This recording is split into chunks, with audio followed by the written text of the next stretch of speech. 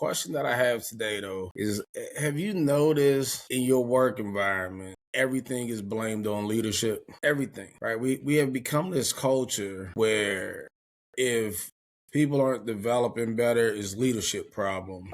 If the toilets don't work, well, we need stronger leadership. There's only three areas that I believe that if you could get these things right, it makes for a great culture, effective work conditions. And that is leadership, management, and the one thing that people don't talk about anymore, they almost kind of get left out, is the follower element of the corporate structure or the work environment. I remember when I first got into the military, when we first got in there, and they're creating us to be leaders, right? But I remember my sergeant or whoever was used to always say, before you can be a great leader, you have to be a great follower. And it seems, and I never really understood what that meant, but as I matured, it makes all the sense. So leadership is definitely important. So leadership is great, but leadership does not execute the work. Leadership is not at the bottom doing the work. Leadership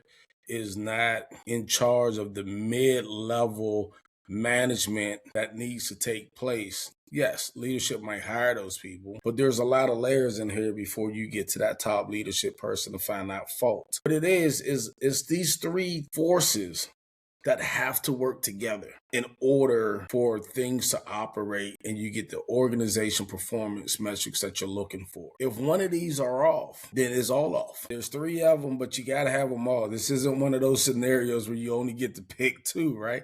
No, you got to have them all. And that's where I think we struggle sometimes as organizations to get the best out of the organization, out of the leaders, out of our management force, out of our workers. The leaders, what are they responsible for, right? They're responsible for direction. They're responsible for the vision. They're responsible for culture, and they're responsible for influence.